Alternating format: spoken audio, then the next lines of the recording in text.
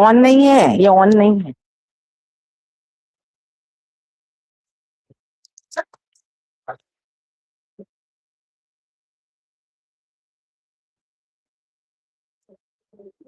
On, hello, नहीं, उसको एक उसको बुलाना पीछे। हाँ, ऑन नहीं है क्या ये?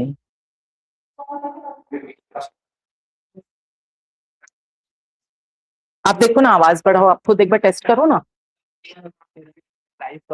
अरे तो ये आपका यूनिवर्सिटी का टेक्नीशियन करेंगे। हेलो, नहीं ना सर, नीचे करो। नहीं नहीं, वो ठीक है, ऑन ही नहीं है। हाँ, बोलते हैं आपके यूनिवर्सिटी के टेक्नीशियन, कर दी हूँ ऑन मैं। ये देख ना, हेलो हेलो, कहाँ ऑन है?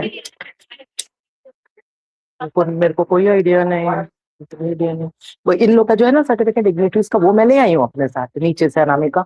इसका मुझे कोई आइडिया नहीं है, क्योंकि मेरे को कोई कुछ बोला ही नहीं है अनामिका। मैं तो चेक किए थे। हाँ, ऐसे करना है। सर को बोलना एक बार, तिवारी सर को। वो बोलते हैं कि यहाँ के टेक्नीशियन देखेंगे इसको, वो इन लोग ये बोल रहे हैं। इसकी बैटरी तो ड्रेन नहीं हो गई है। ये देख, ऑन है ना? हेलो, कहाँ ऑन है? वहां से देखो ना एक बार हमको। देखिए सर, ये ऑन नहीं है माइक।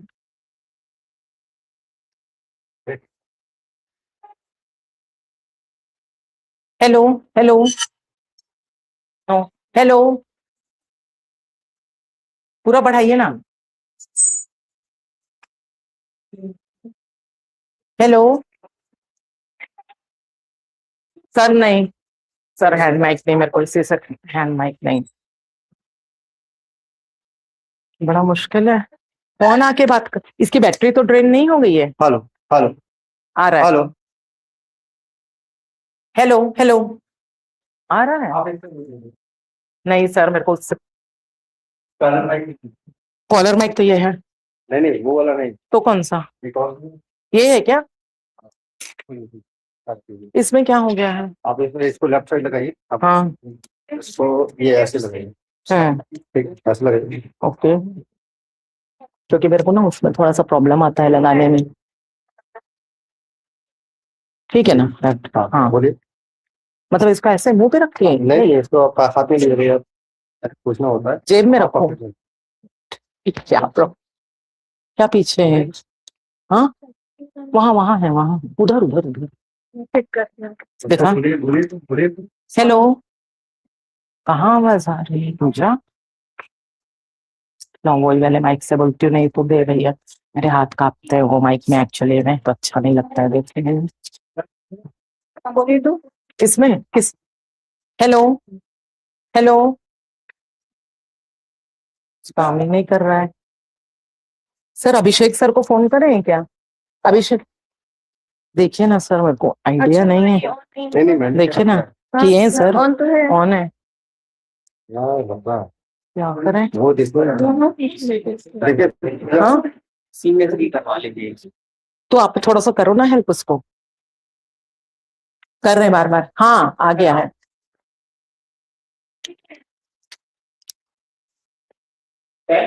हो गया।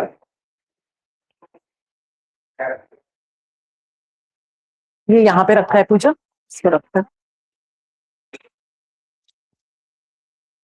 ठीक है, levy.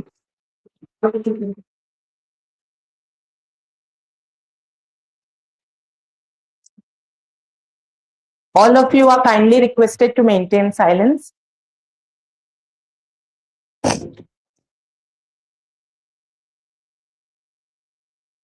When knowledge meets curiosity, progress begins. And this conference is a celebration of that meeting. A very warm good noon to all. I, Dr. Archana Mishra, on behalf of Anjaneya University, Faculty of Arts and Humanities, welcome you all to the INCON 26. I acknowledge graceful presence of Dr. D.B. Tiwari, Dean, Arts and Humanities, Dr. Gyanesh Kumar and Dr. Rahul Tiwari, HODs of Faculty of Arts and Humanities. Keynote speaker, respected Professor Bashir Hassan Sir. Session Chair, respected Professor Meeta Jha ma'am, invited guests, scholars, presenters, dear colleagues, and my dear students. I also welcome the audience who are connected online with us. Stay connected with us for an informative and insightful session. For any queries, type it in the comment box. Let us begin this session by invoking the blessings of Goddess Saraswati. I request dignitaries to offer prayer and seek her divine blessings. Sir, please, all the dignitaries.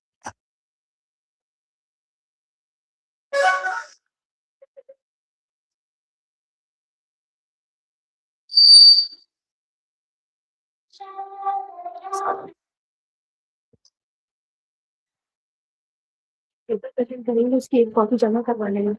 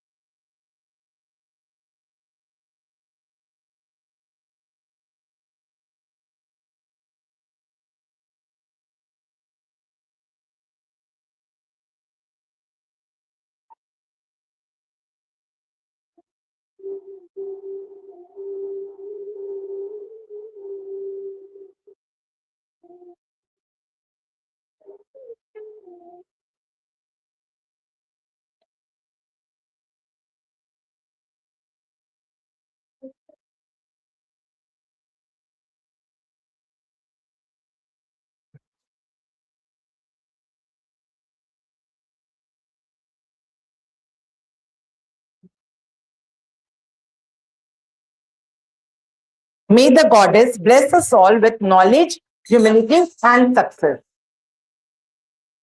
I request dignitaries to take their seats, please.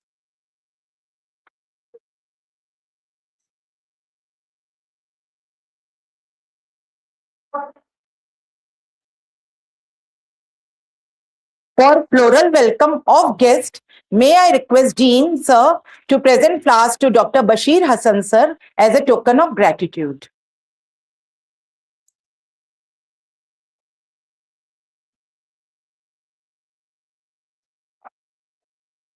Tray है वहां पे, कामया tray है वहां पे certificate के नीचे.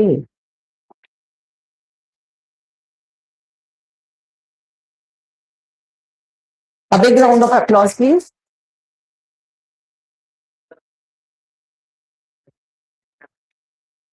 Replay. Tray है वो ना, उसमें ले जाना. ट्रे नहीं है वो प्लेट है.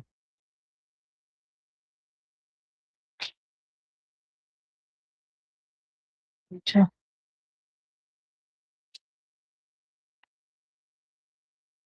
Now I invite Dr. Anjana, Assistant Professor Psychology, to welcome Dr. Meeta Jha ma'am with flowers.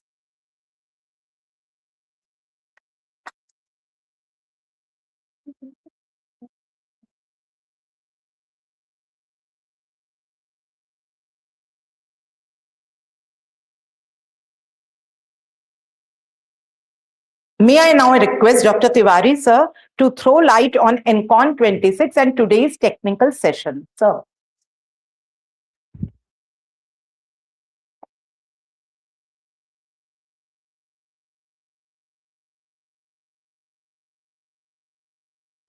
आज के इस कार्यक्रम के अतिथि हुए आदरणीय डॉक्टर बशीर सर, आदरणीय डॉक्टर मीता जावड़कर. सबसे पहले मैं आपको बता दूं कि हमारे लिए जो आए हैं, हाँ रिव्यू वही देंगे. उनका अनुभव हमारे से ज्यादा है, इसलिए अनुभव होता है. उनको हमारे बीच में बहुत खुश है. उनके इतना उपले जल के प्रवाह में घोष होती है, किंतु महासागर का जल धीरे और शांत होता है। वसीम सर को मैं केवल फोन किया था, मैडम को मैंने केवल फोन किया था और उन्हें संस्था से हमारा घर स्वीकार किया, इसलिए मैं परिवार के लोग से का शुक्रिया अदा करना चाहूंगा।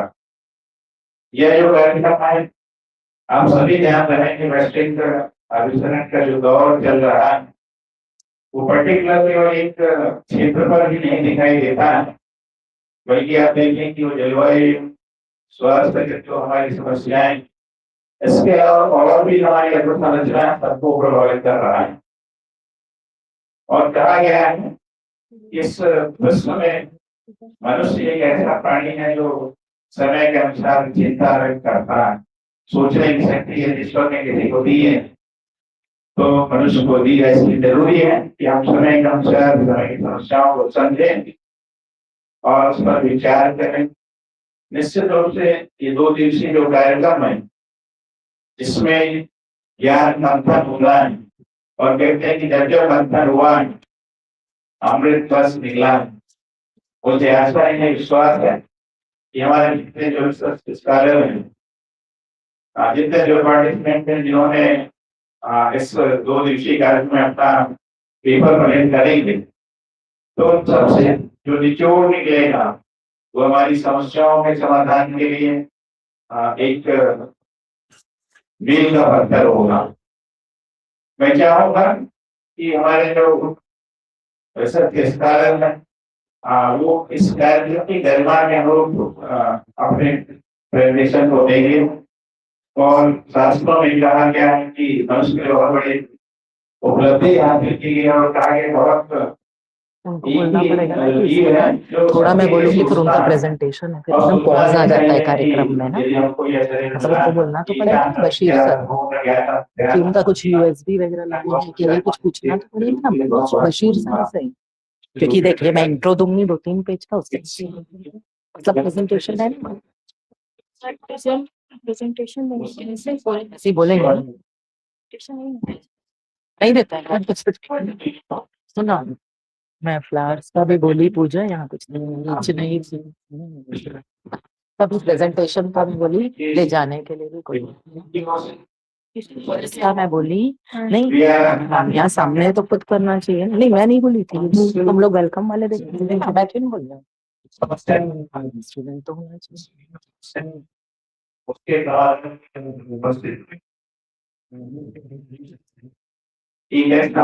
मिलेगा जो समाज को हमारी तमाम समस्याओं से मुक्ति दिलाने के लिए नया मार्ग प्रशस्त करेगा।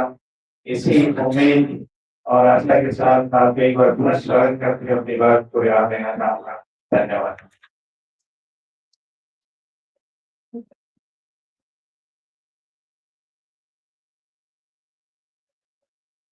Thank you, sir, for giving brief introduction of the session.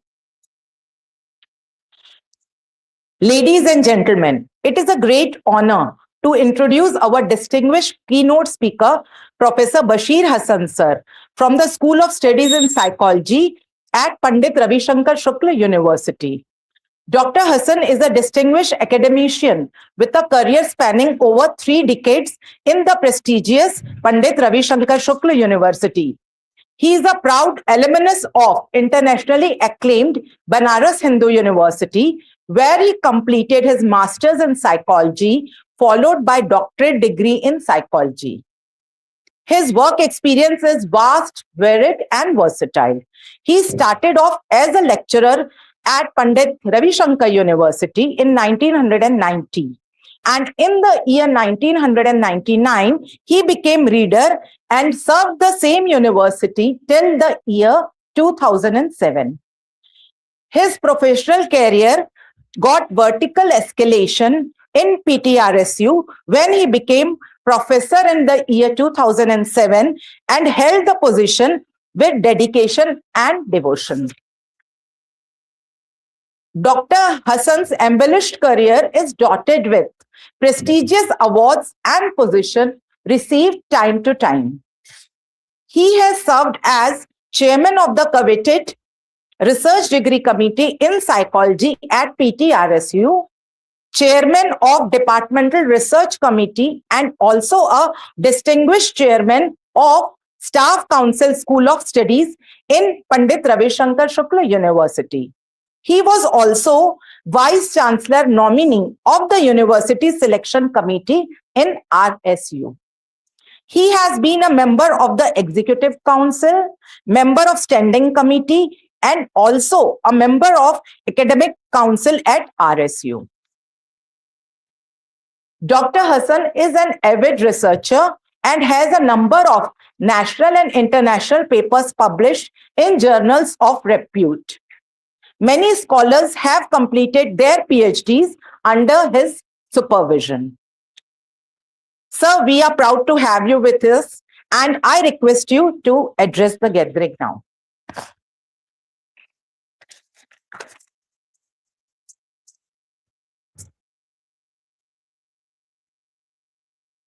Sir आपका कुछ यूएसबी वगैरह है और आपका कुछ पेन ड्राइव वगैरह है सर, क्या आप जस्ट ऐसे दे देंगे? कांटेक्ट करने आया था आपको कीनोट एड्रेस में अच्छा ये वाला? हाँ सर, लगा दे sir.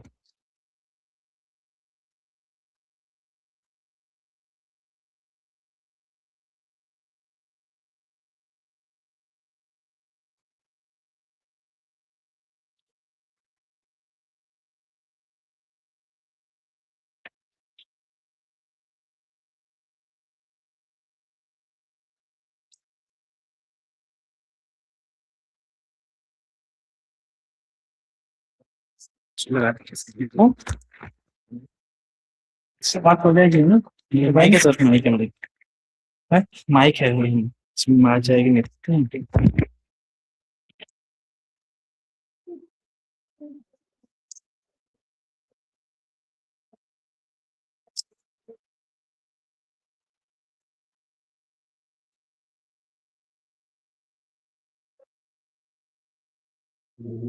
Good afternoon to everybody. Respected faculty of this university and research scholars and PG students and the participants who are going to present their papers in this very meaningful and important seminar. Actually, there is some confusion. I told your professor that I will be conducting the workshop or seminar, and finally I will make some comments over their paper. But now your organizers are asking me to deliver a keynote address. That is a difficult job, and I don't find myself to be able to give you some idea about the topic, which is business, technology, and humanities related to sustainable development. I have been a student of psychology, and directly I am not concerned with sustainable development, but as a researcher and as head of the Department of Regional Studies, I have some idea about sustainable development which I can share. Sustainable development is definitely a very important topic nowadays because the whole world now has become a village. Due to information technology and advancement in computer science, we are all connected. So their problems, as our predecessor told that human being is the only conscious being that is aware about all the problems moving around this globe. So we are now very much well connected all over the globe. So that is why the problems are in its magnificent level. Actually, you see, there was an era that is called IT, information technology. Now it is being replaced by AI, artificial intelligence, which has hit our business nowadays. All shares of IT has gone dropped very sharply. Why? Because of information technology has been replaced by information technology. So with the changing words, we have to adopt the technology, business, and human values. Otherwise, we will be out. We will not be able to survive in this scenario. So that is why it is very important. Now, you see, apart from business and technology, humanities and human being are definitely very important. Why? Because all these developments are done by whom? By human being. And human being is not a machine. It is a complex thing. Still, after doing research for the last 40 years, I am accepting this fact that still I am not able to understand fully what human being is. It is a very complex thing. So we are still striving to find out relationship between among business, technology, science, culture, humanities, and social sciences. So that is why this topic has assumed a very important status, and we have to investigate from various angles that what we will do in the next forthcoming years. So I congratulate all the members of this university and especially the organizers of this conference that they have chosen a very important topic on which they are working. You see, there is a system that is called as general system approach. You know what general system approach is? We are all connected with all the development of this globe each other. That is called as general system approach. You see, the world is governed by some system. You see, in our biological system, there is a digestion system, there is a nervous system, central nervous system, peripheral system. We are part of a family that is also run by a system. Our family is a part of a society that is also part of a system that is also systematic. Our society is a part of a nation which is also run by some system, without system, and if there is some change in national policy, some impact we will find on family, society also. We are part of a globe, and if there is some problem in Iran, we will not be untouched. So the whole world, the whole universe follows some system, and it is our duty to understand those systems properly, and accordingly we have to act. This is a very important topic nowadays, that on which you are going to present your paper. I congratulate all of you. I will not take much of your time. I have been associated with this university for the last so many years. In fact, since its inception, I have been associated with it when it was a college, that was Kites College. In fact, I was the person who approved the affiliation of this college to Pandit Ravi Shankar Shukla University. I have also been associated with this university for the last so many years with various capacities as a member of Niyamak Ayog.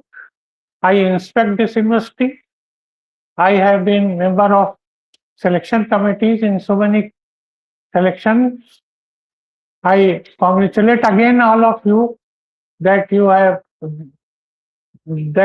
people are going to present scholarly papers at this occasion. Now I'm taking my now I'm leaving this my lecture, and again I congratulate all of you. Thank you.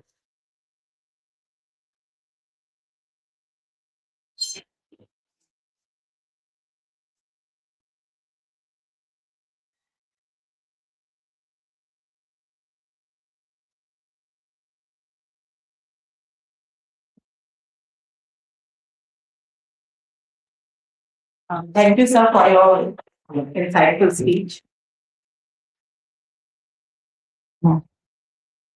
टूट जा रहा है क्या? Yes, ma'am. In the next segment, I am honored to introduce our esteemed session chair, Professor Dr. Meeta Jha, from the Department of Psychology at Pandit Ravi Shankar Shukla University. She is a renowned expert, visionary, whose insights continue to inspire and guide us. She has served for 39 years and has specialized in social and educational psychology and abnormal psychology. Many scholars have completed their PhDs under her supervision. Numerous papers have been presented by her in various national and international conferences.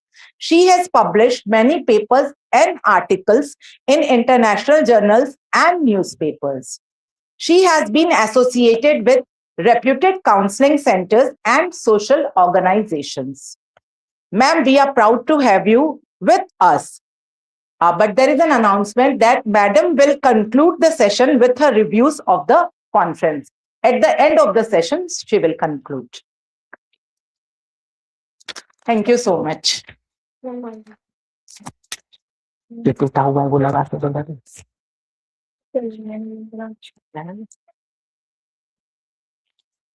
Okay.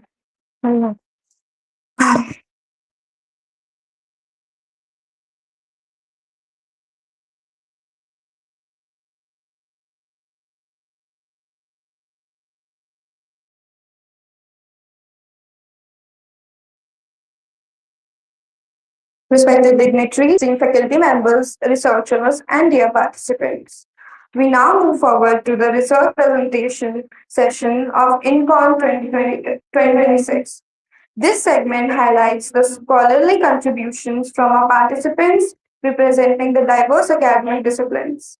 Each presenter will be allotted with 5 minutes for presentation, followed by 2 minutes for open discussion. I request all presenters to kindly adhere the time limit for the smooth conduct of the session. Let us begin with the offline presentations. Offline? हाँ, offline बोला मैंने. Okay. I invite Ms. Soumya Pathak to kindly present her research. Ma'am, you may come forward and begin.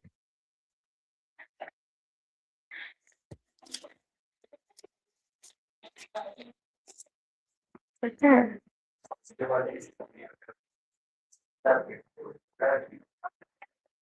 Announce करो कि madam session से हमारी chair में बैठे Nita madam. कौन सा? अच्छा हाँ.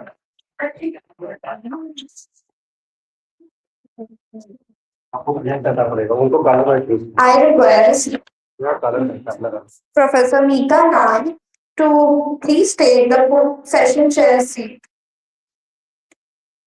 कलर में हाँ, ये रहिए सर मेरे पास. वो तो देख लो जो लग रही College क्यों? नहीं. आप पकड़ोगे?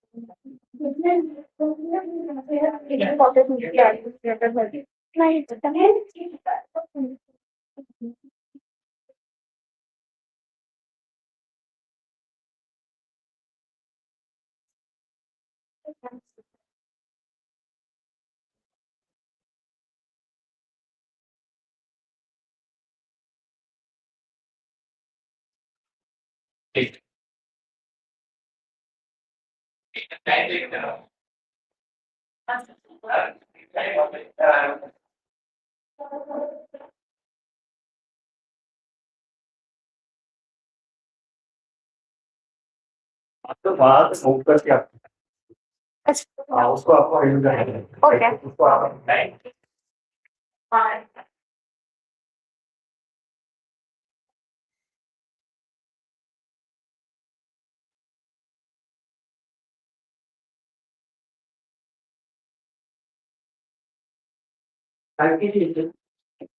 Good afternoon to everyone present here. Myself, Soumya Pathak. I am from the Department of Psychology, ITM University, Raipur.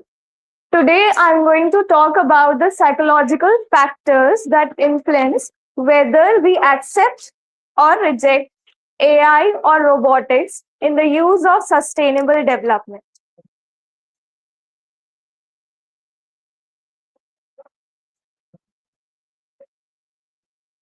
AI has been widely used in various sectors like healthcare, energy systems, environmental monitoring, etc. But its success or failure depends on the one factor, that is the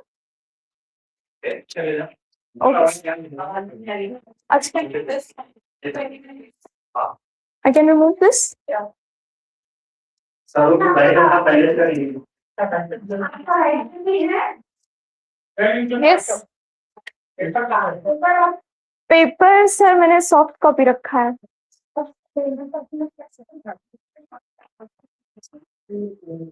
अभी मैंने abstract और presentation submit की थी. Paper अभी मुझे submit करना है.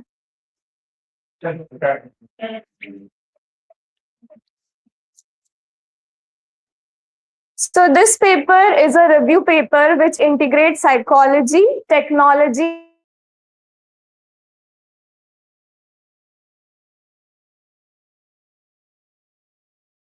there has been instances where AI development has been a failure, and the key factor there was human acceptance.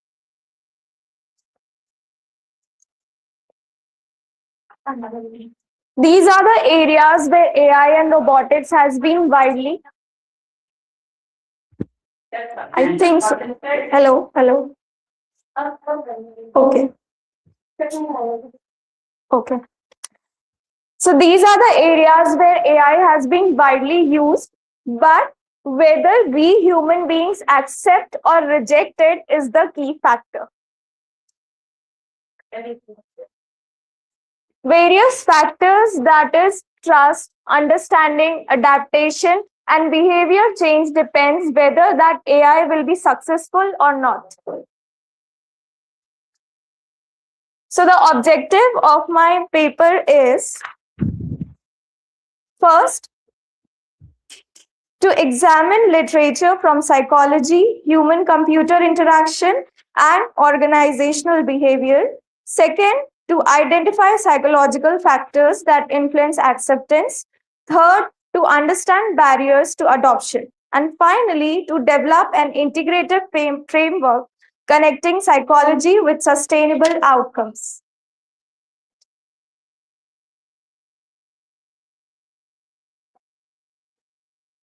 I have used narrative review analysis. This is a review paper.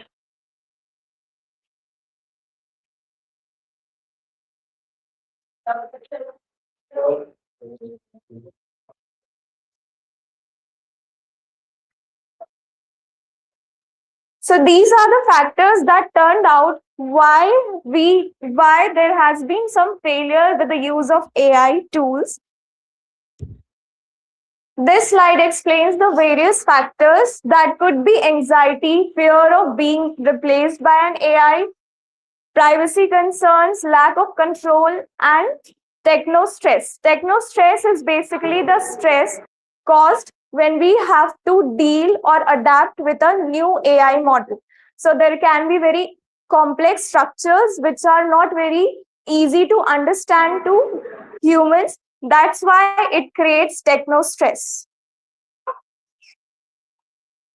There's a problem with the net. So this is the framework. First, we need to have psychological readiness to use AI models and robotics. That leads to technology acceptance, and that leads to effective use of AI, which leads to sustainable outcomes. So we need to design AI which is very easy to use, less complex, and we need to provide skills so that we are able to use the new technologies. That is it. Thank you.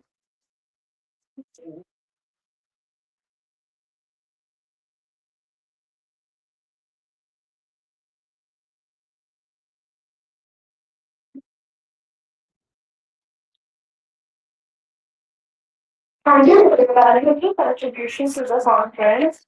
Up next, we have Lisa Sharma for her presentation.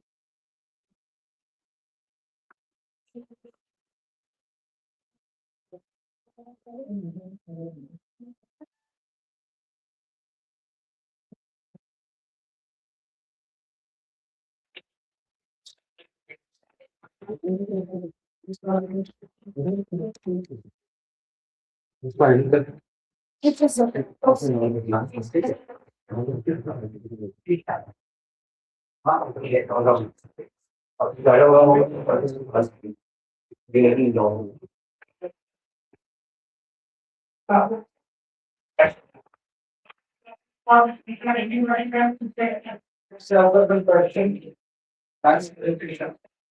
Yes, sir. How does home create sustainable development?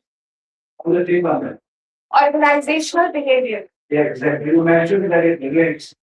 Yes, sir. It is the key factor because, like I have explained, there has been many innovation and new technologies, but we human beings are not able to adapt it.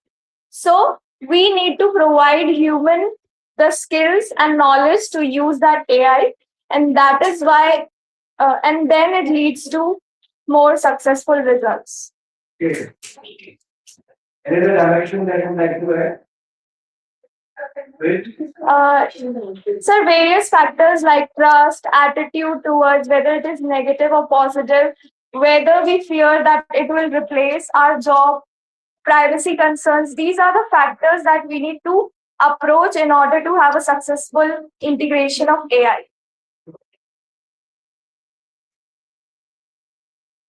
Anyone else? Is there anybody else to ask question? Open question? Sorry. Yes.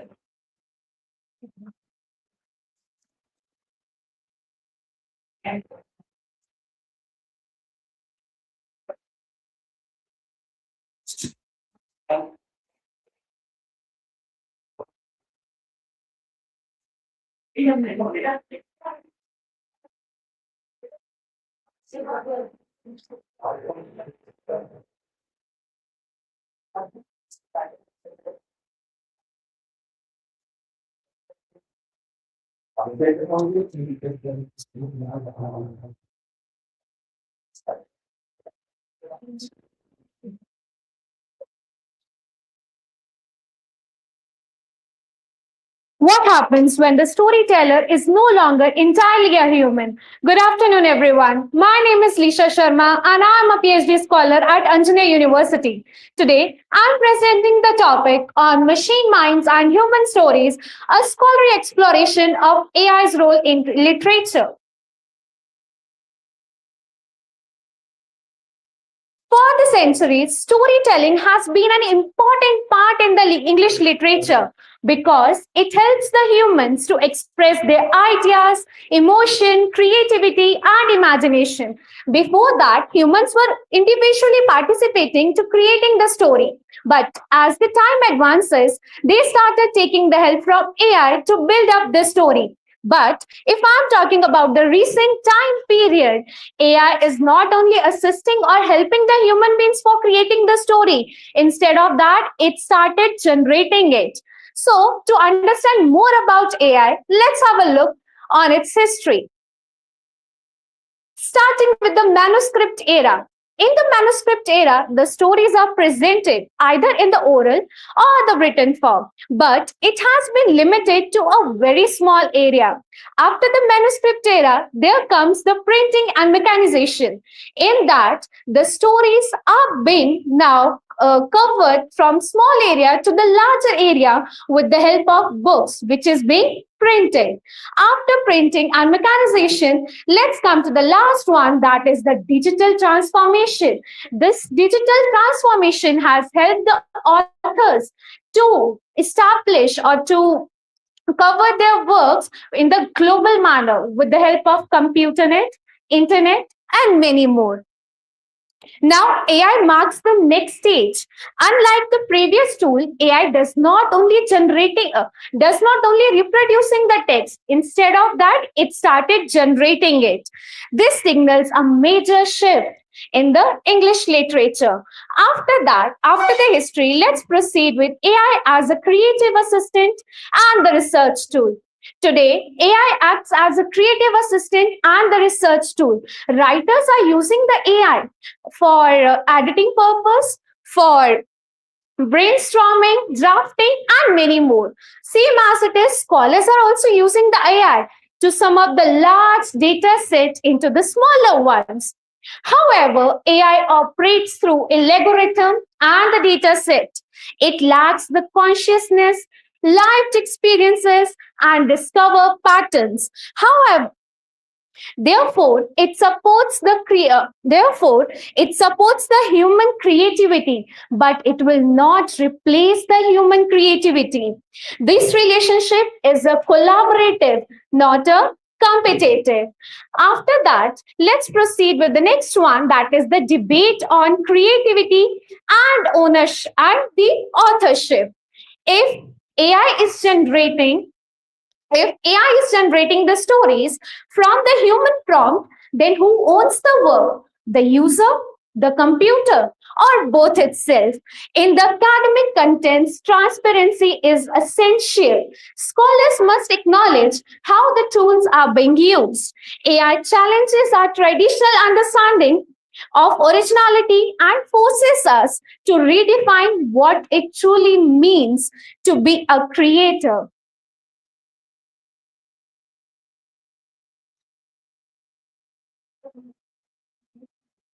So AI systems are trained on the large data set, which might contain the biases, or the unequal representation. As a result, AI can unintentionally reproduce the stereotypes or the silence marginalized voices.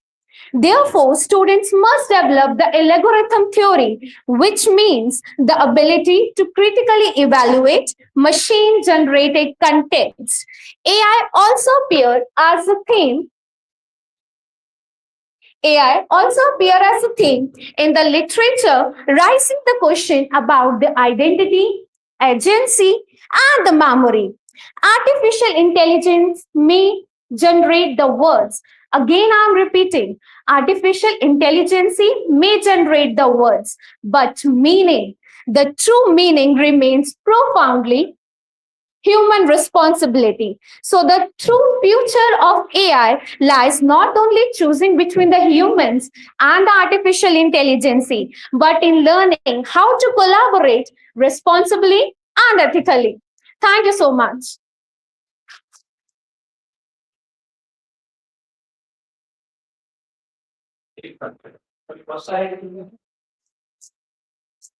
आप लोग दो तीन number पे हैं और दर में कहीं मतलब मुझे जाना टॉपिक ले नहीं Yes, sir. जब हम क्रिएटिविटी की बात करते हैं, creativity means something entirely novel new. Yes, sir.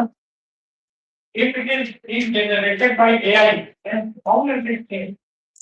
So, as AI is made up of the different algorithms and the different data sets, anyhow, when we are searching any new topic in the AI, so they started mixing with whatever the data has been already stored and they presented us the new works. That's why I'm telling that AI is just only helping us like the grammar corrections in our work, like to give us the new idea, but still there are the human emotions only which help us to present the new work in the story. So the both needs to be collaboratively used. Verified our credentials.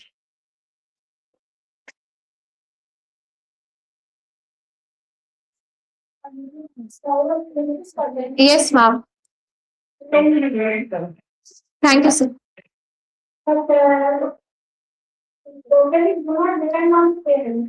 Yes, ma'am. Yes, ma'am, definitely. Yes, ma'am.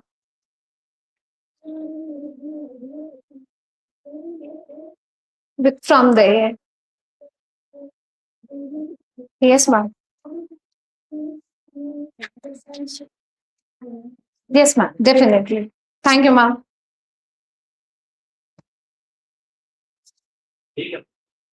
Thanks.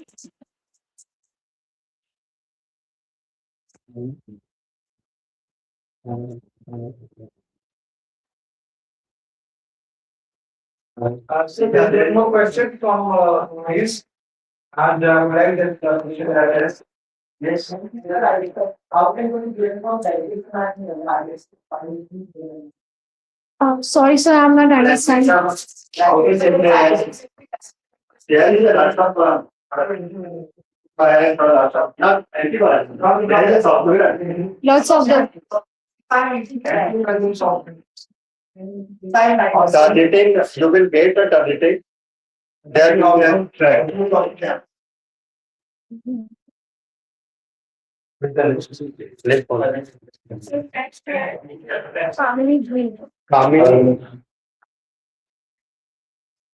Thank you for the insightful presentation. Up next, we have Kamini Blue with her presentation.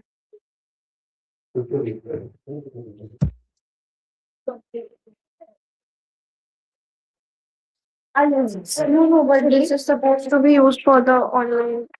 नहीं आपको यहाँ भी करना पड़ेगा ये करना होगा ये लेफ्ट साइड में आगे यार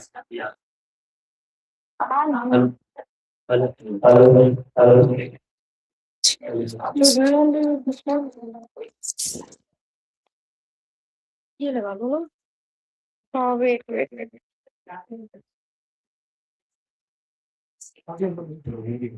Should I? Oh, yes. Thank you. This as well. Yeah. So do you have a pocket? आपने वर्ड की फाइल अपलोड किया है क्या? नो सर, मैंने लास्ट में आपको भेजा है. Is this? Thank you. जो फॉर्मेट दिया गया है आपको नाम पहले लिखना चाहिए.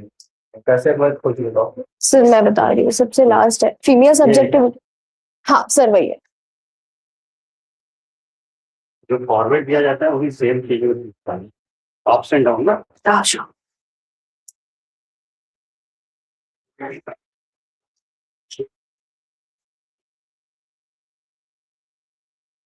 Hello.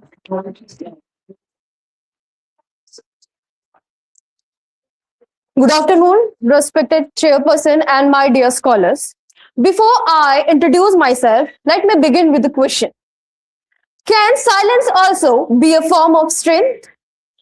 We usually think strength means speaking loudly, giving counter reply, or openly resisting. But what if real resilience means it lies quietly carrying pain and suffering from their trauma and rebuilding oneself? I am Kamini Dhruv, research scholar, and today I am going to present my topic, that is female subjectivity, the forager, through the novel of Anuradha Roy.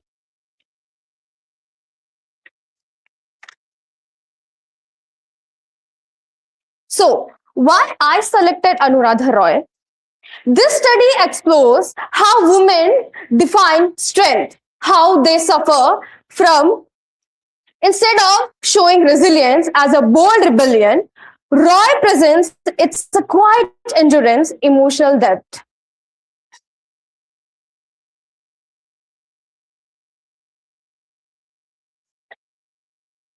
Here, I have subjectivity. To study female identity, it's fluid and evolving.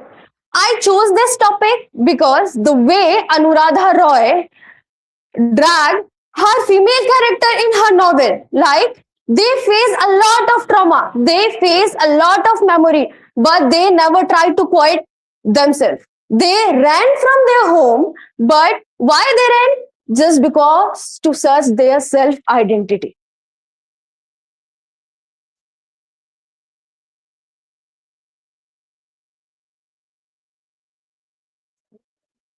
Here we have literature review, that is traumatic memories are invisible, and here we are having research methodology that I used a qualitative textual analysis and primary, that three novel I have selected from Anuradha Roy, that is Folded Earth, Slipping on Jupiter, All Lives We Never Lived.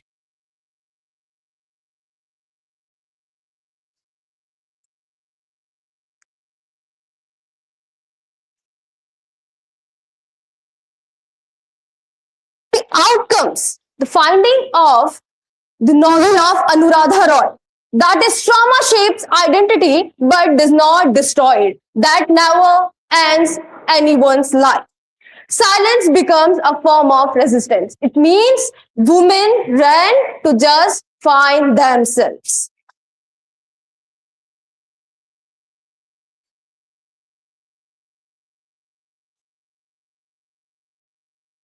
Roy portrays women as emotional, intense yet strong.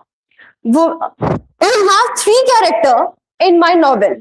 All the characters were way too strong. They never tried to quit their life, but they wanted to identify what they are.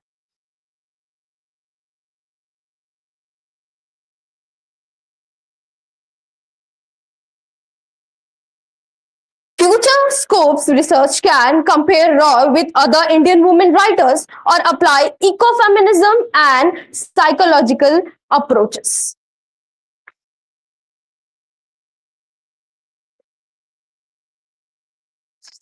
Thank you so much.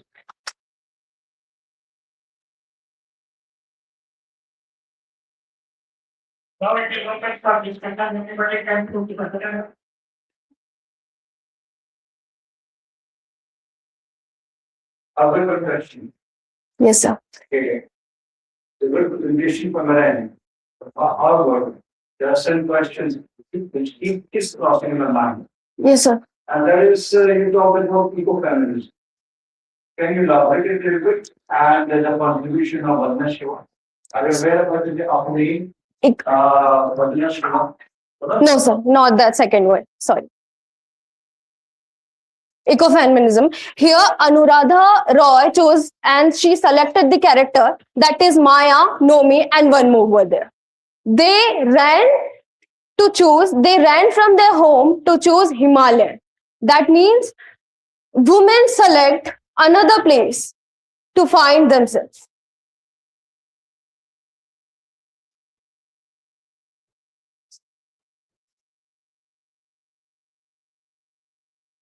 And what is the research query in your case?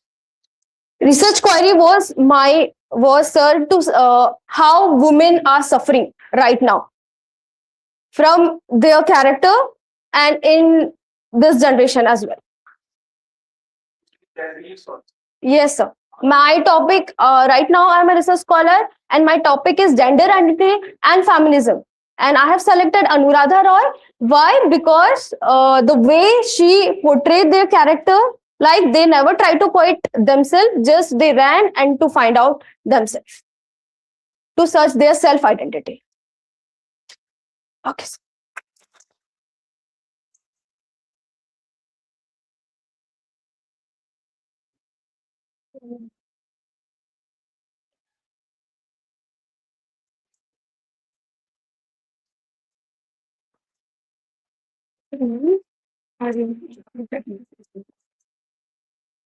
I did valuable contribution to the Congress, and then we had demonstrating with a presentation.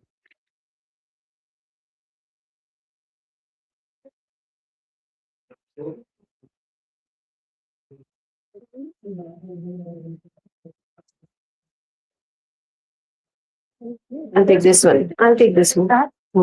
They're asking to know this one. No, I'm okay. I'm comfortable with it. I'm okay with this also. The voice should be proper. That's what we are. Neha Sethi. क्या है अपने open TV आपको ये करना है ना up and down ऊपर नीचे करना डाउनलोड कर सकते हैं क्या इसको? डाउनलोड हम्म. कीजिए फिर वो सेटअप हो जाएगा ऊपर नीचे करना बस आपको नीचे करना Yeah, I will be moving. I can hold it, no issues. Good afternoon, good evening, everybody. Is it audible to everyone? I'll be presenting on role of education and social work in building sustainable communities. So this presentation will proceed with introduction, literature review, sustainability, what it is, role of education, then social work, integration of education and social work, what are the challenges and what are the strategies to overcome that, and then some global case examples where they are working in integration with each other, and then conclusions. So we are living in a world where we have the challenges like social inequality, exclusion, environmental degradation, we all are aware of that, unequal access to education due to the different economic status of the people, then poverty and injustice. From the literature review, we had seen different theoretical aspects which say education as liberation. That means education shouldn't be only about knowledge. It should be able to make one free in thoughts, actions, and their freedom must be there. Then development is equal to expansion of human freedoms, which means development does not mean building infrastructure, establishing factories, industries. It means human freedom should expand in terms of taking their own decisions, making changes, suggesting changes. Then individual development is shaped by nested social layers. One individual cannot grow alone in the society. We need people around us. And deep learning involves critical examination of meaning perspectives. So one has to have deep learning, which does not mean that we have to use AI or we have to read books, which says we need to be able to analyze introspect the factors around us. Then there had been empirical evidences which say if the education is involvement based, participation based, place based. For example, if somebody is going through a case study that how this river is being polluted or what is the quality of food what we are eating, instead of educating them only in the books, a person should be educated place based, case based, and as per the experiences what we have around us. Then the empirical evidences has shown that girls education, when the girls were educated, they were more aware of reducing the population, the number of children, the childbirth lowers, better child health, and stronger civic participation. Then ABCD, informed social work in asset-based community development and communities with higher social capital.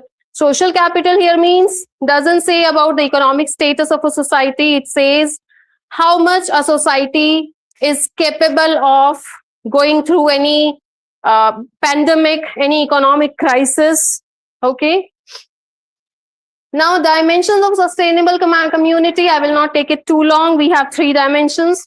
Whenever we talk about the word sustainable, the first thing comes to our head is environmental, whereas it is not only restricted to environment, it is also based on the social status of the people in the community, economic status of the people, which includes well-being of the people, mentally, physically, both, sufficient livelihoods for that economic aspect, and environmental, of course, ecological balance and proper environment. Now, I'm coming to how education can be there for a sustainable development. We can have 3 ways to educate people. One is formal education we go through in schools, educational institutions. Non-formal, just as we have one government scheme, Pratham, which educates the people from the underprivileged areas and then the elderly people. And informal education through media, just as an example, Balika Vadhu was a serial which educated people about the prevalence of the child marriage in the society. So education is not only through schools, but through these different media.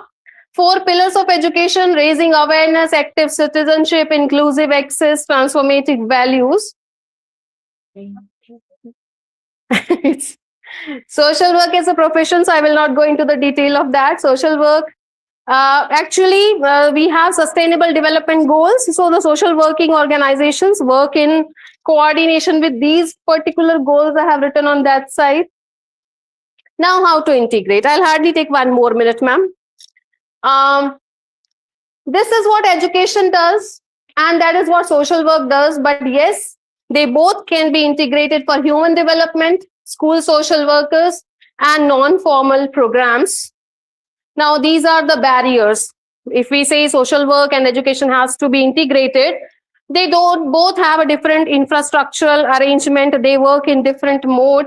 There are resources. A school educational institution works on different resources, and social organizations have to work on different resources. There are professional boundaries. There is a mindset. They have different goals as per their organization, and cultural and contextual diversity. Strategies, how can we do that? We can have training where both the organizations can be involved on the common topics. Community-based learning can be there. There can be policies which can be integrated. Digital platforms can be there. These are the 3 examples where it's going on. Brazil, the MST model. Then in India, I will say SEVA. We all are aware of this, which is empowering women. I'm stopping, ma'am. This is the conclusion. Actually, the topic was too vast. Thank you.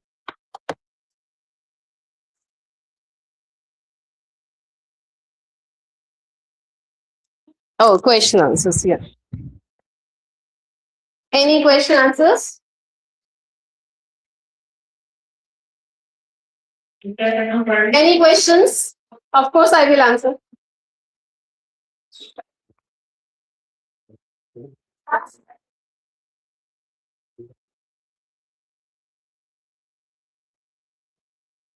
No? Okay. Thank you. Thank you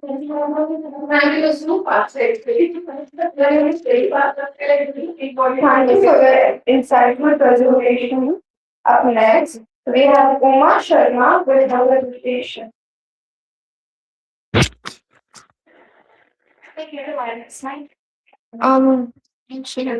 No, you're supposed to wear this.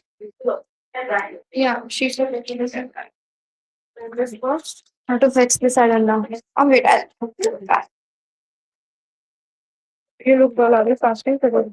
Yeah, me too. Ekadashi. Yeah. Hello. Are you ready? Say- Hello, hello. Yeah. If I can have the wireless mic, ma'am, I'll be using that. This will become Yes, ma'am. Yes. If we take the responsibility, we can achieve sustainability, preserve moral values, and free humanity from anxiety. We become the individuals who value the society. A very good evening to respected chair, esteemed panel member, and my dear lovely fellow researchers. This is Uma Sharma, a doctoral scholar in English department at Maths University. And today I really feel very glad to present my paper in front of you all. My paper title, I need some help here, technical error. Sorry, I can manage it. What is your name? This one is my topic.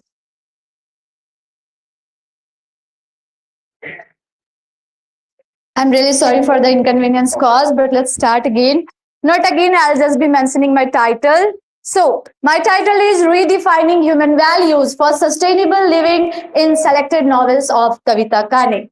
So, first of all, I'll be introducing my author. Kavita Kane is an Indian English mythological writer whose works basically revolves around the canonical texts of India, basically around Ramayana and Mahabharata. Now, a question may arise, how can Ramayana and Mahabharata be helpful to us?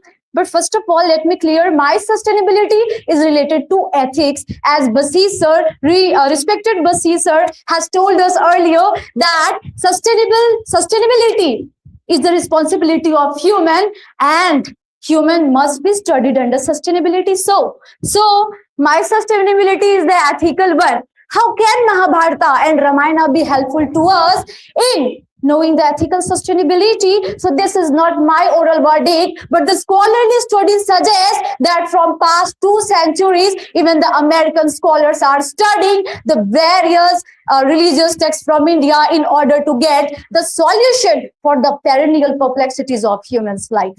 The objective of my study is to find how the personal agencies of Kane's female character can offer the model for sustainable living grounded in human values.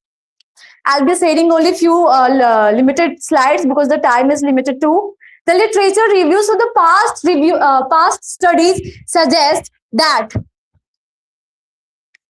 retellings really play a very crucial role in making or vastning our understanding for the canonical texts. The hypothesis, so generally we don't use a hypothesis in literary reading, but the assumption that I wanted to test is how the ethical guidance, how the ethical steps of Kane's female character plays a crucial role in making us know the ethical sustainability. So basically I have employed feminist literary analysis for the analytical approach, and the concept of Helen Sexes and Simon de Beauvoir has also been employed in my work, along with textual analysis of the characters. Under data analysis, I have identified some key themes of my work. One of them is rejection based on appearance, that is a hint on ethical sustainability of our society. So in my work, Surpanakha and Satyavati are the characters who are undermined in the society, though they are talented just because of the dark complexion. But both of my characters, they registered such kind of labels imposed on them, and thus their ethical resilience reflects agency that is essential for sustainability. So the finding of my research, the two important findings that I have brought here is economic autonomy and mutual consent. So the right to work and right to choice, these privileges must not be seen only as social privileges, but they must be treated as ethical necessities for the society, for the ethical development. And mutual support is one of the things that still lacks in the women's society, but when it is achieved, the collective strength of the women's society enhances, and this results in sustainability of the women's society. Here at the conclusion, so ethical responsibility, empowerment, and women's agency together forms the foundation for a better living in the society.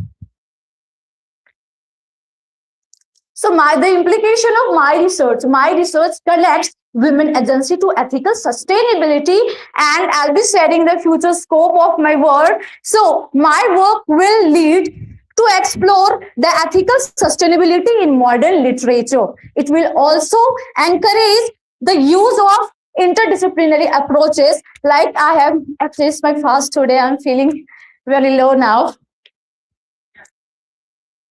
Okay, so the application of interdisciplinary approaches, like I have approached philosophy of freedom, philosophy of ethics in literary reading. Thank you so much.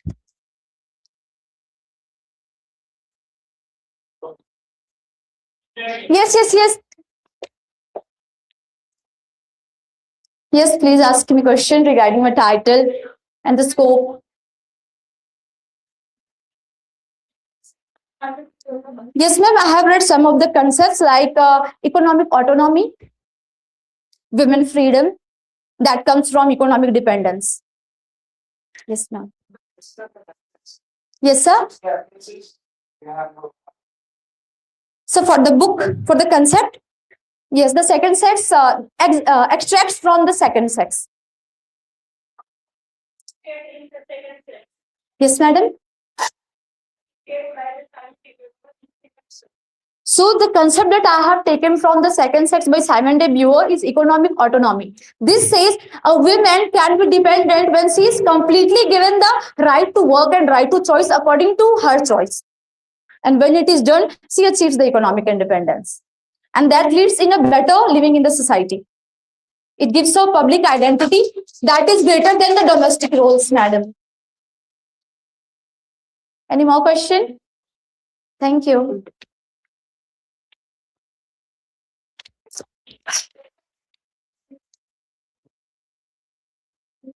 Yes, ma'am.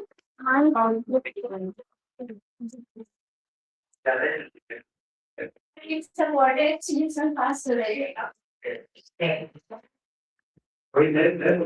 Starting my valuable presentation, up next we have Krishna Kumar with his presentation.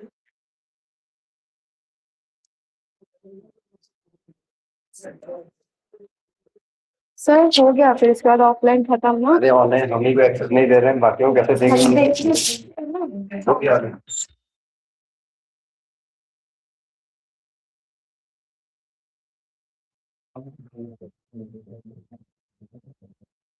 ये लगा लो ये लगा लो आप इसको लगा लो hello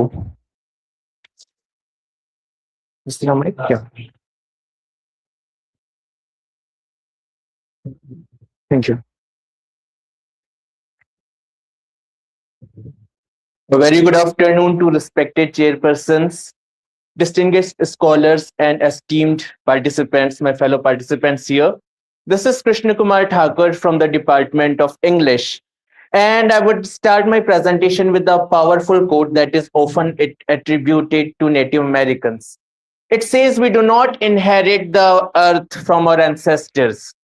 We borrow it from our children." And this is what it links it with sustainable community development. If we are talking about sustainability, it means that whatever development we are having, we should ensure one thing, that we should not be ruining this earth for our coming generations. And I would link it in further ahead. So why is there a need? Why is there a need for sustainable community development, because as we all are aware, even though we are making several advancements, but still we are struggling with climate change. There is biological imbalance, and there are many species they are moving towards extinctions, and also there is loss of indigenous knowledge. So because of this, there is a necessity to discuss sustainability development, and I believe that it can be achieved if we combine two things together, that is science and indigenous knowledge. Coming to science education as a tool for development, we all are aware what a science is. Today we are living in the age of science. And as Nelson Mandela has said, education is the most powerful weapon that can be used to change the world. So with science, we can change the world. However, I would like to add that we do need indigenous knowledge as well. In the absence of this, even if it is a very amazing project, it may fall in the grassroots level. One of the common example that I would share is like we are doing borewell today. To extract water from inside the land, we can dig deep for 1,000 feet. However, we are forgetting, we are neglecting the indigenous knowledge of water harvesting and tube wells.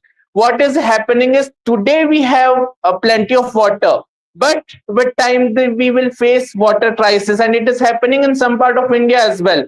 We are facing the water crisis, and that is why we should include indigenous knowledge. Now, what is indigenous knowledge? It is knowledge evolved over generation.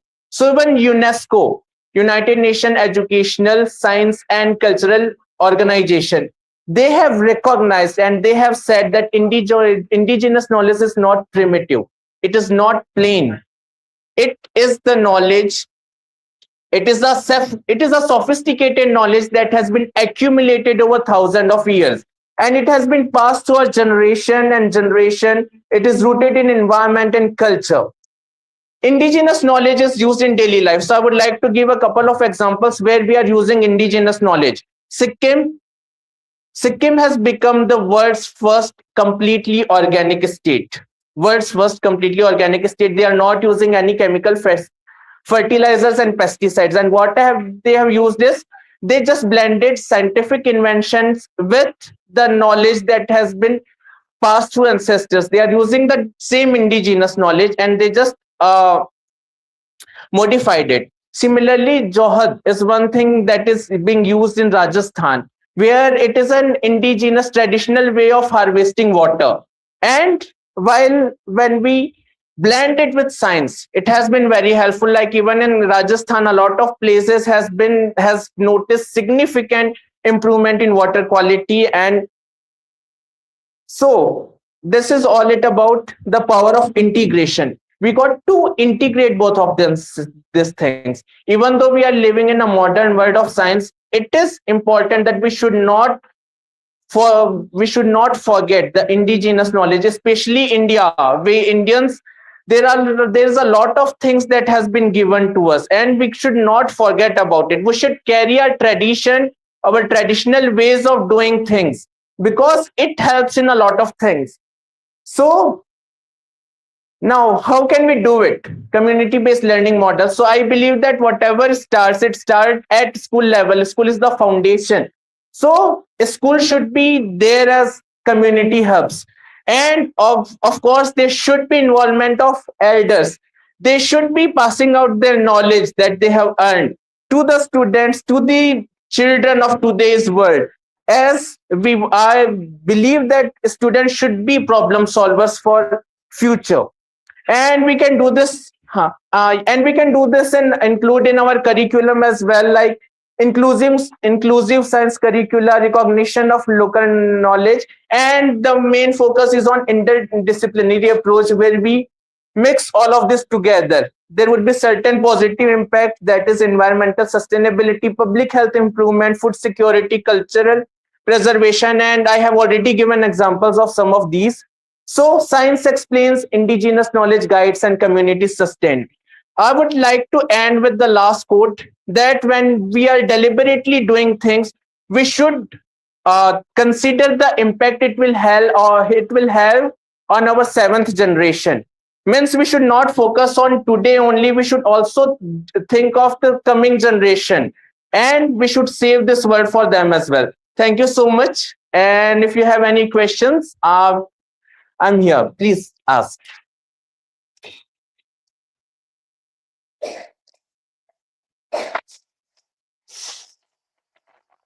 Any questions?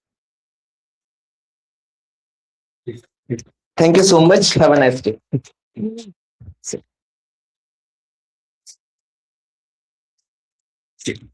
Any who left for offline? कोई बचा है क्या? नहीं, मेरा नहीं है. बोलेंगे लगाएंगे यहाँ पे ये बोलेगा ना बंदा. तो मैं आएगा यहाँ पर रखना पड़ेगा ना. वहाँ पे रखना पड़ेगा. बैंक किसमें इस पे आएगा speaker.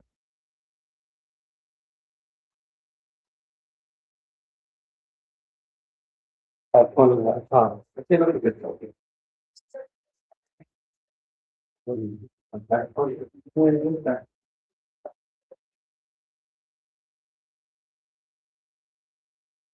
Sir operate already approve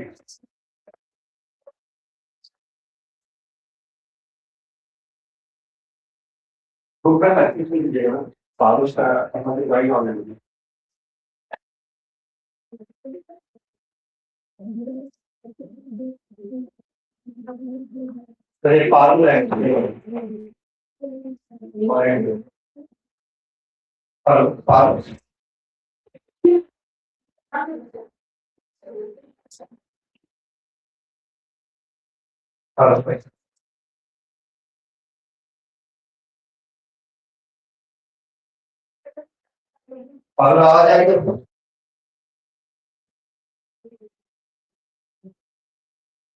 Yes,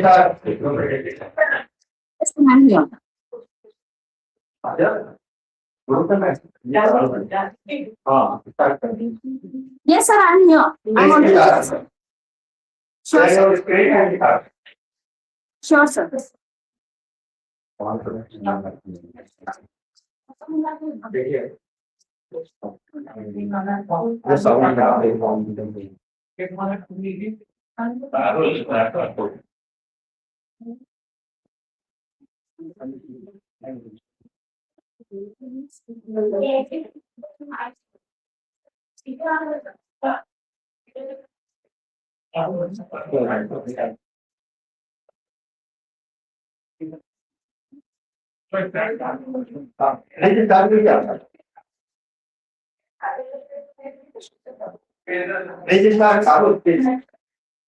Yes, sir.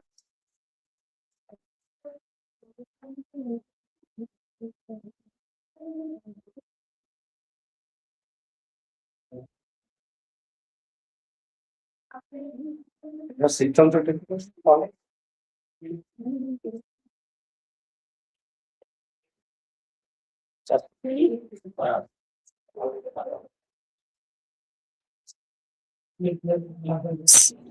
Yes. A very good afternoon, a very good evening to the respected dignitaries, distinguished scholars, and fellow researchers. I am Parul Rathod from English department. Today, I am here to present my paper, Indigenous Epistemologies and Counter Histories in Eastern Fictions. Am I audible to everyone? Hello? Sir, am I audible to everyone? Yes. Yes, thank you, sir. Indigenous Epistemologies and Counter Histories in Eastern Fictions. This Eastern novel preserves indigenous knowledge systems while contributing to the social, culture, and ecological sustainability. Indigenous epistemologies knowing the rooted in nature, culture, and knowledge system, where the counter histories that challenges the dominant culture narratives in Eastern Key. Here I have indigenous epistemologies. A terrible meteor. Sir, is it sir slide show हो रहा है sir? अच्छा move करना है sir, हाँ हाँ move कर रहे हैं sir. Yes sir. These are the two novels, two fictions where this connects the culture, society, and sustainable development. Here, the social sustainability means the gender reforms, where the cultural sustainability means the preservation of the oral memories, and the ecological sustainability means the spiritual, environmental ethics. Here, there is a connection between the indigenous epistemologies with the sustainable development discourse through the literary analysis of the Keir's fiction. Here, yes. Here the Naga community, that is historical, preserve its history through the storytelling rather than the written documentation. This oral culture becomes the central in Keir's literary imagination. This paper built upon 5 concepts: orality and indigenous memory, cultural sustainability, eco-spirituality, gender reform, and post-colonial identity. These concepts help us to understand how the literature becomes a medium of the resistance and preservation. First novel is The Terrible Matriarchy. Terrible Matriarchy, where it shows the gender hierarchy, where the Keys explores the hierarchy within the Naga society. The grandmother, which represents the internalized patriarchy, showing how a woman sometimes becomes an agent of oppressive system. This novel presents the female resistance and gradual transformation. Through this novel, Easter Key promotes the social sustainability. She critiques male preference and gender discrimination, but instead of destroying the tradition, she reforms it from within. This balanced transformation ensures a long-term social sustainability. My second novel on Easter Key is When the River Sleeps. Here, the novel follows the mythic quest, the narrative rooted in the indigenous nature, which is... Okay, sir. I'll go to the major findings, where the literature acts as a cultural archive. Spiritually, ecology supports the sustainability. Gender reforms strengthens indigenous society, and most importantly, tradition combined with the adaptation ensure the continuity. My conclusion on this topic, that the Easter Queen invention resilient indigenous futures, she balances the critique with culture preservation. Her fiction transforms literature into a discourse of sustainable development. Therefore, these indigenous epistemologies are not backward tradition, but a progressive framework for the future. Thank you. Anyone have any question? Sir, any question? How will you relate your How how will you relate your work with Yes, sir.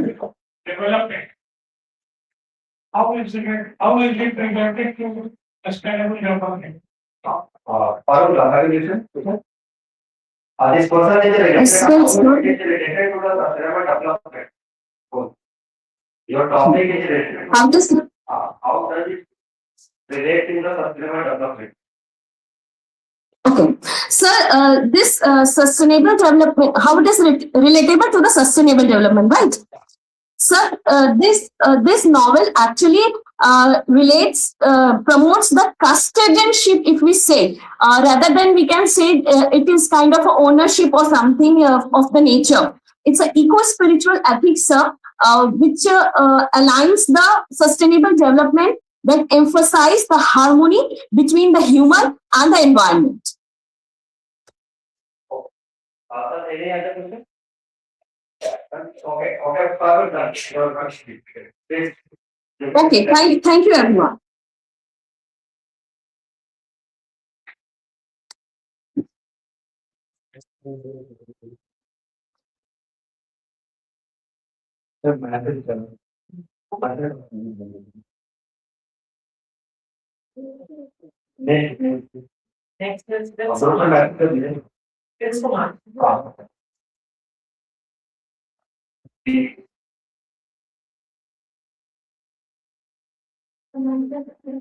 इसका message नहीं उत्तर मिलेगा ना कौन तैयार है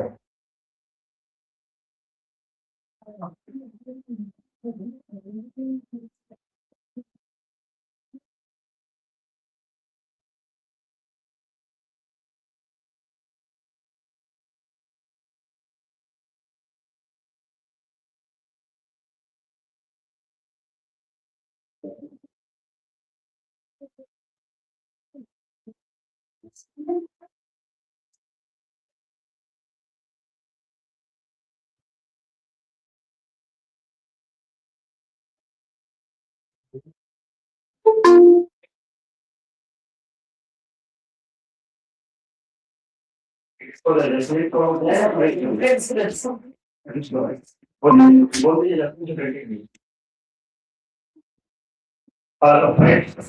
आवाज आ रही है Yes, sir. Yes, sir.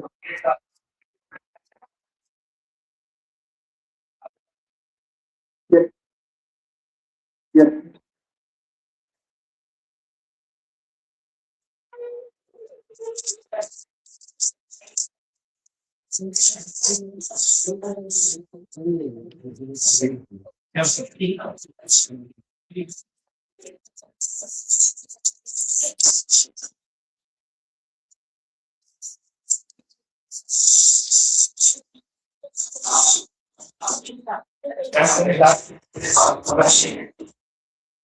अपना presentation Yes, sir. Yes, sir.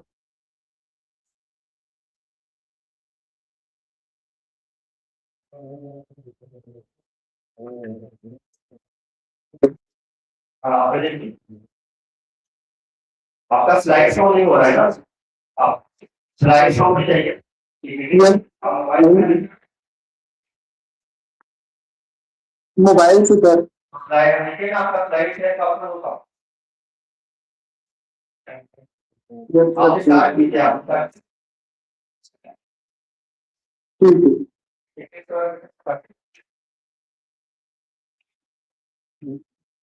Slide share कहाँ आप एक काम कीजिए पेटी का लीजिए और तब तक दूसरे का ऑफर देते हैं मौका आप पेटी का लीजिए पर ठीक है ओके सर ओके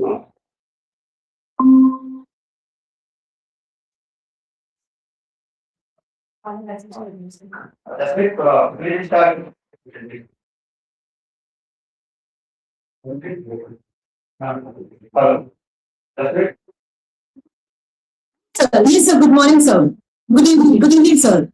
आपका प्लीज कर दीजिए पास में क्या like Yes, sir. Yes, sir. मैं कर रही हूँ.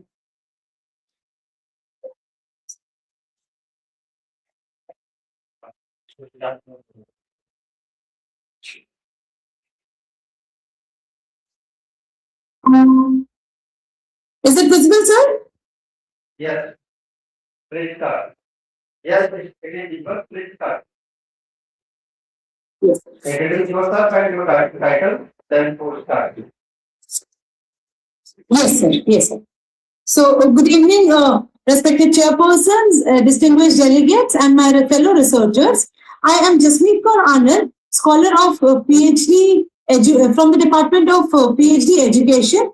I am going to present my topic: impact of teachers' behavior on students' self-concept and motivation. Educational perspective for sustainable development. This study basically explores the behavioral dimensions of teachers significantly influencing students' academic self-perception and intrinsic motivation, especially in the context of sustainable human development.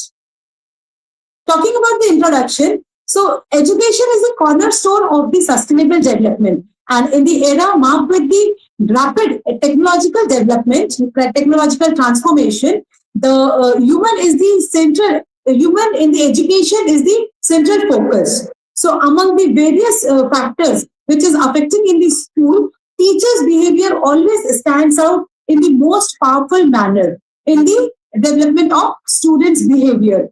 Beyond all the curriculum and assessment, the way teacher interacts and responds to the learner, it directly impacts their self-concept and motivation. Talking about the background and rationale, this theme of global convergence emphasizes basically the integration of business, technology, and humanities for sustainable development. However, technological advancement alone cannot ensure the holistic development of the students. So, emotional support and ethically grounded classrooms are very much essential. In today's digital learning environments, teacher behavior continues to play a very critical role in the holistic development of the students.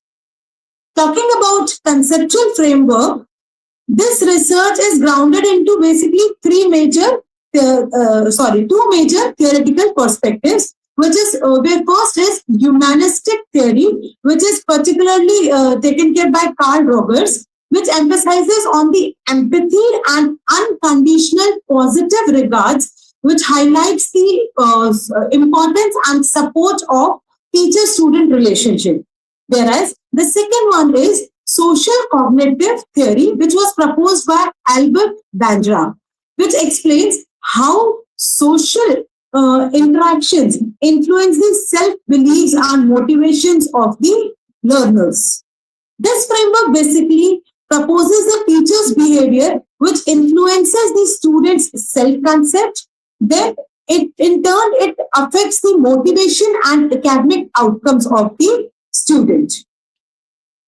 Talking about the key variables, the independent variable in this research is teacher's behavior, whereas the dependent variable is the student's academic self-concept and intrinsic motivation. This research basically focuses on senior secondary students, which who at this stage is very crucial for identifying the formation, career decisions, and long-term goals. Talking about the dimensions of teachers' behavior. So, teachers' behavior in this study includes various dimensions, where the first one is encouragement and positive reinforcement, empathy and emotional support, fairness and respect, communication, their communication style, and the way they manage their classroom. The objectives of the research is basically, yes, sir.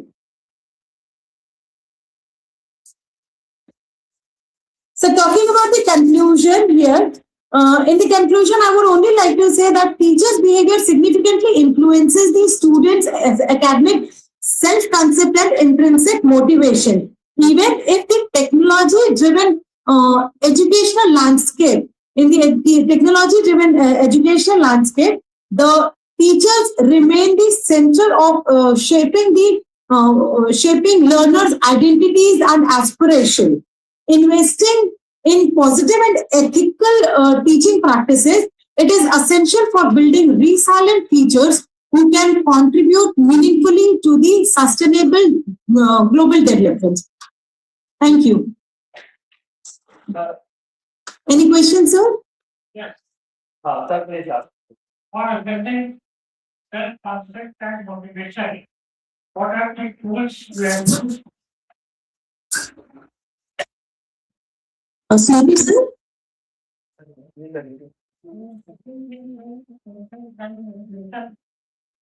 What tools you have used?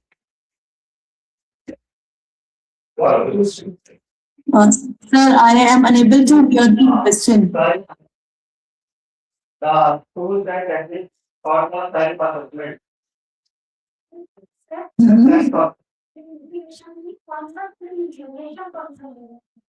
आपको self assessment के लिए motivation के लिए कौन सा tool आप use करेंगे वो कर सकते हैं Okay. Sir, I'll be using the various performance surveys with the students of senior secondary. Okay. Okay.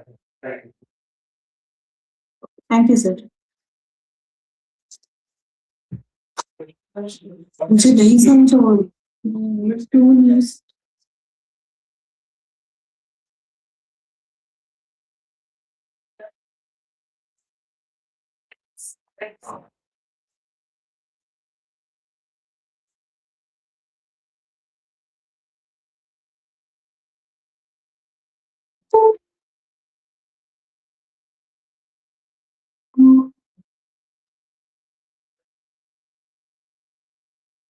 Prince.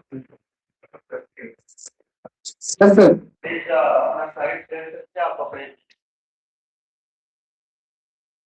Yes, sir. Yes.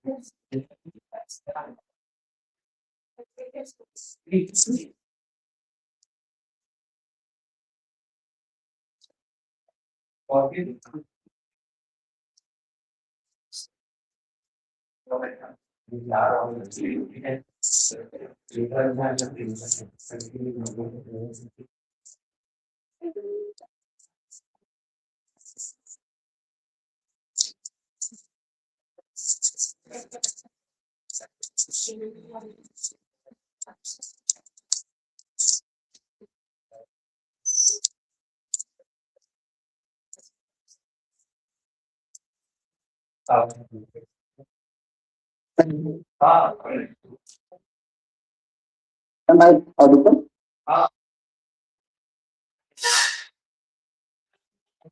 Sir कोई बोल रहा है मेरा पीपीटी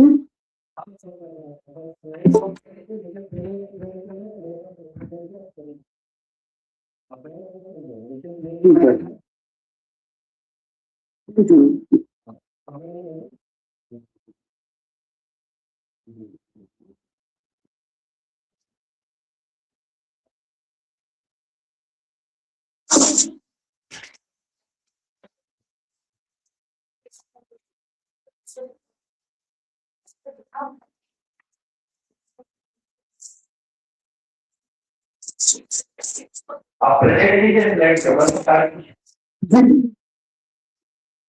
नमस्कार आप सभी को मेरा मेरा नाम प्रिंस कुमार है और मैं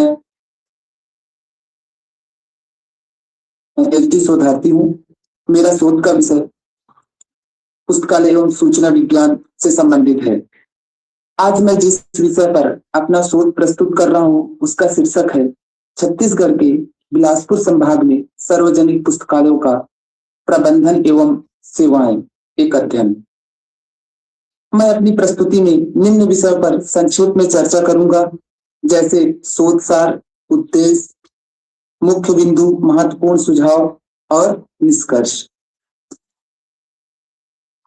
इस अध्ययन में बिलासपुर संभाग के सार्वजनिक पुस्तकालयों की स्थिति उनके प्रबंधन ढांचे उपलब्ध सेवाएं और पाठकों की आवश्यकताओं का विश्लेषण किया गया है पुस्तकालय समाज के ज्ञान विकास शिक्षा शोध और संस्कृति उन्नति के प्रमुख केंद्र हैं अध्ययन से स्पष्ट होता है कि पुस्तकालयों में संसाधनों की कमी तकनीकी सुविधाओं का अभाव और पाठक उन्मुख सेवाओं की सीमाएं प्रमुख चुनौतियां हैं बिलासपुर संभाग में कई सार्वजनिक पुस्तकालय संचालित हैं जिनमें कुछ प्रमुख पुस्तकालय निम्नलिखित हैं जैसे सेंट्रल लाइब्रेरी बिलासपुर आशा लाइब्रेरी रीडिंग रूम गांधी चौक सार्वजनिक पुस्तकालय दिल्ली आईएएस अकेडमी बिलासपुर इन पुस्तकालयों के अलावा संभाग के अन्य जिलों जैसे कोरबा जांजगीर चांपा मुंगेली रायगढ़ में भी छोटे बड़े सार्वजनिक पुस्तकालय संचालित हैं जो स्थानीय स्तर पर शिक्षा और ज्ञान के विकास में योगदान दे रहे हैं उद्देश्य सार्वजनिक पुस्तकालय की वर्तमान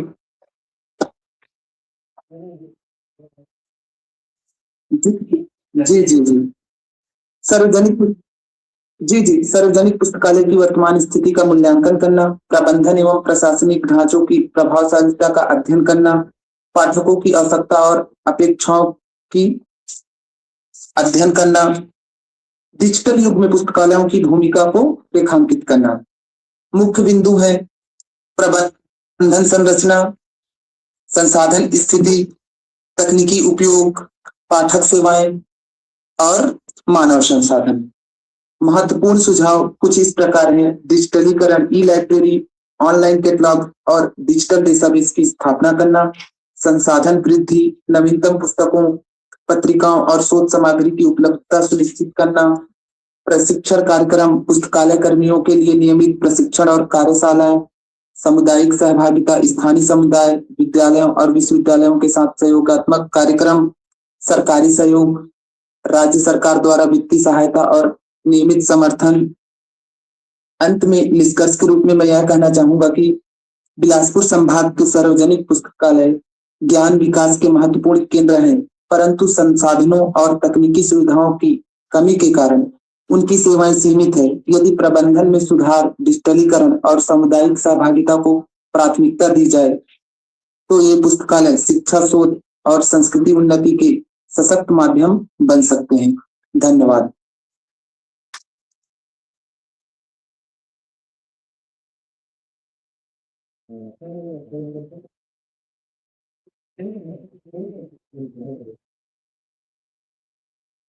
थैंक यू सर।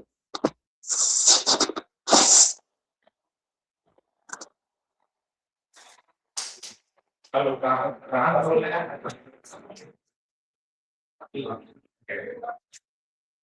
अच्छा,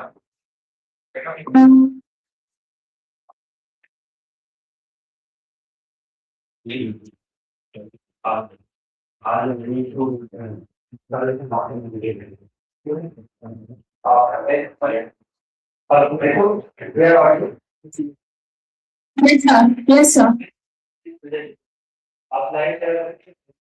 Yes, sir. Yes, sir. I'm doing. Yes, sir.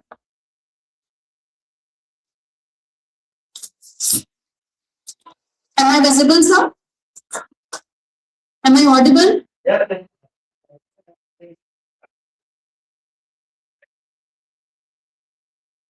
Yes. Good evening to all the respected dignitaries, distinguished scholars, and fellow researchers. I'm Ritu Chaudhary, PhD scholar from Department of Education.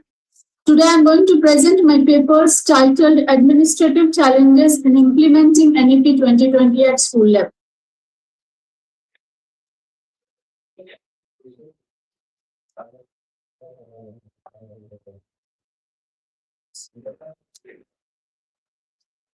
So the National Education Policy 2020 presents one of the most comprehensive reforms in India's education system. Its focus extends towards restructuring the systematic transformation, emphasizing holistic development, technological integration. Schools are the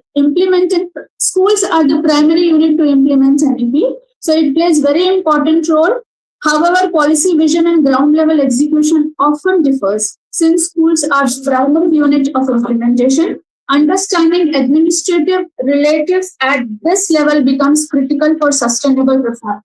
Basically, when we are talking about NEP, the conceptual foundation, technology and humanity, basically the study is built on the idea that sustainable educational development emerges from the convergence of technology and human values. Technology enhances access, digital literacy, personalization, and administrative efficiency. However, education is not only technological enterprising.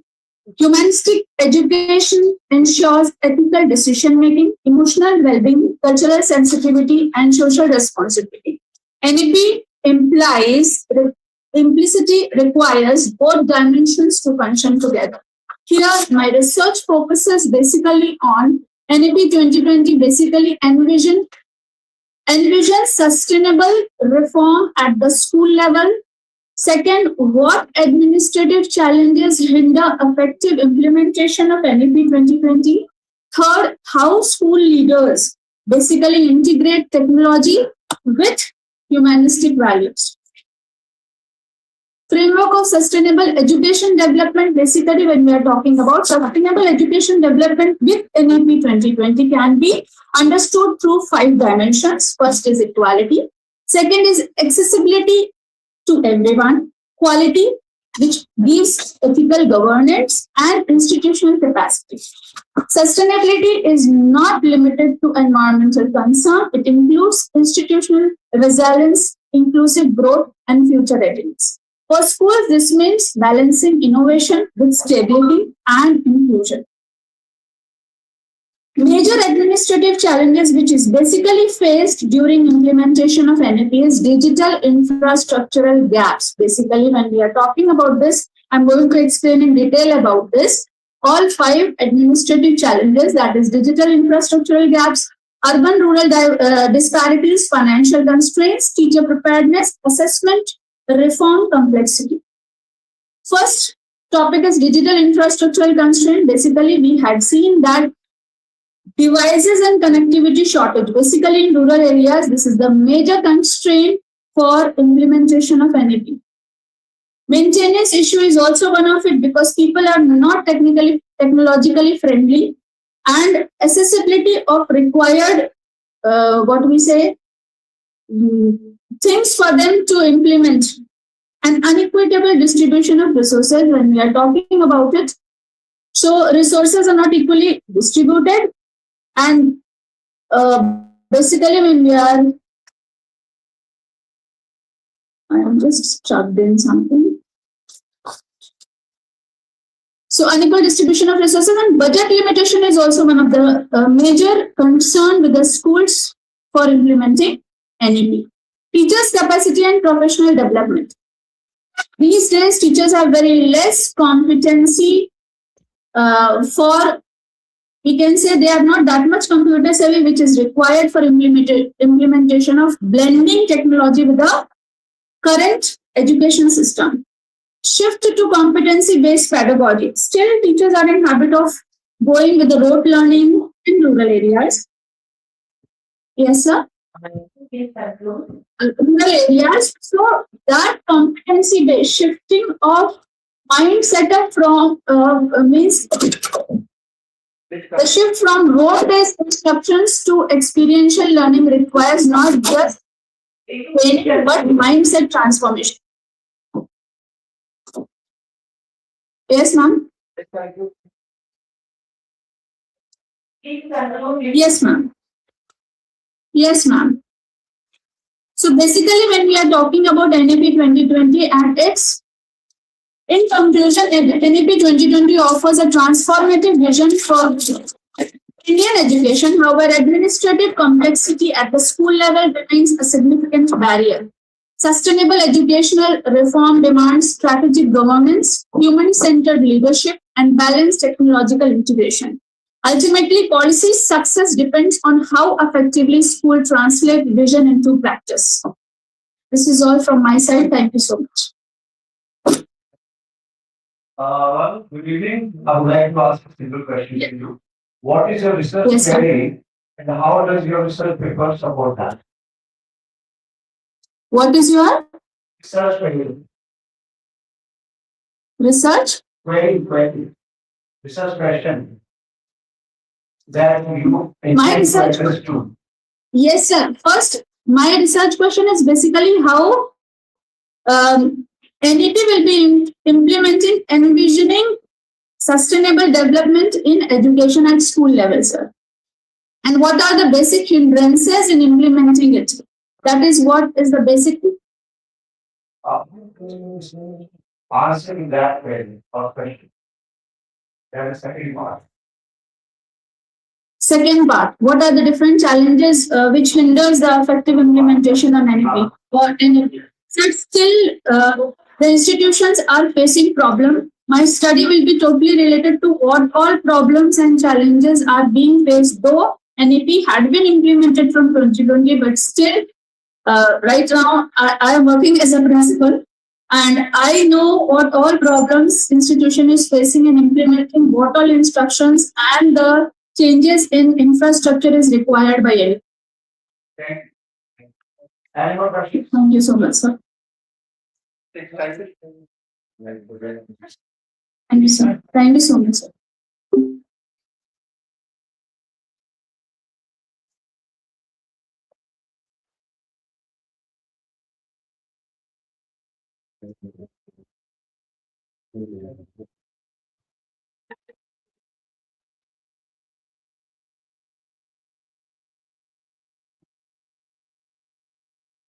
Evening, one and all. I'm the principal, associate professor, faculty of arts and humanities. And it's my proud privilege to propose the vote of thanks. Who's this? Hello.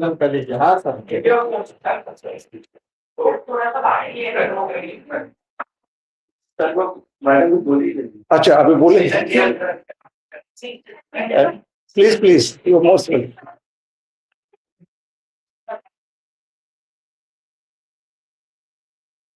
May I request Dr. Bashir Hassan sir to take the podium for the summary the session and key takeaways. Please, sir.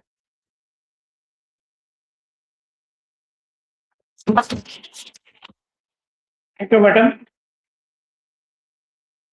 First of all, I would like to congratulate all the 10 participants who have presented their very scholarly and thoughtful and thought-provoking rather papers in this August session. I would like to thank them again, and I would like to give thanks to the organizers also who have given us opportunity to be presented here. Actually, all the 10 papers were definitely very fine, but I would like to make some comments. First thing is that there was not even a single paper based on empirical data. It should be based on empirical data. So as and when you will present in next seminar or conference, you please present your work with certain empirical evidences and empirical data. That is important. The second one is, although there was some papers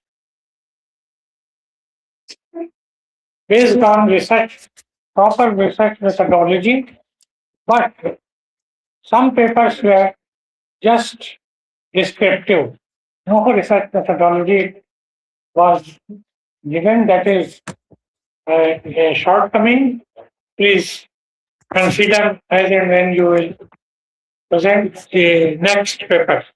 Sampling techniques have not been elaborately given. That is another shortcoming. It should be taken into consideration. Nowadays, if you will go to the research literature, you will find two things. Actually, stresses are given to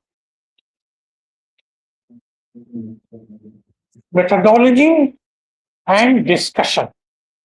If you are not able to relate your methodology to your findings and your discussion, it will not be find any place in international journals. So please consider these things also in mind. Otherwise, the topics were definitely fine. It was scholarly. Introduction were very good. The presentation style was also very good. It was very nice. Some researchers like Lishan and Mr. Thakur, they presented very well. Actually, it is not a debate. It is not a debate or a question. It is a academic presentation. So, जो tone है, the tone of presentation should also be very, very soothing. Please consider this thing. Thank you. I congratulate again all of you. This was very nice presentation. Thank you.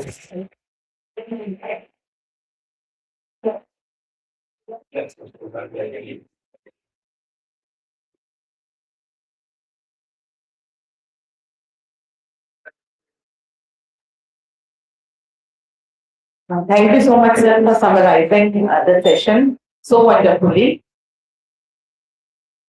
In the last segment of our conference, in today's session, okay, I request both the dignitaries to please come up on the stage.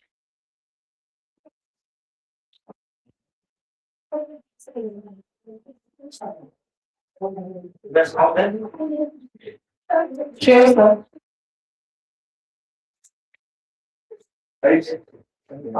We will felicitate the presenters of today.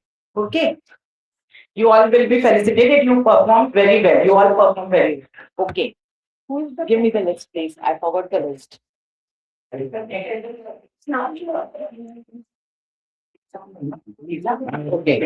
I'll start with Lisa Sharma from the Department of English. Certificates will be given to all. Okay, certificates will be given. Lisa Sharma, please.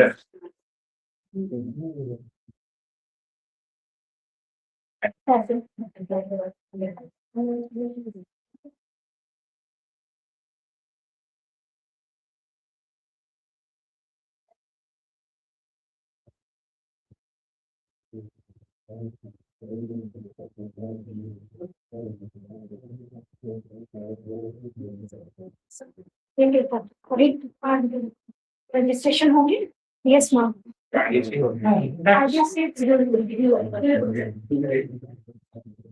Kamini Dhruv. English scholar,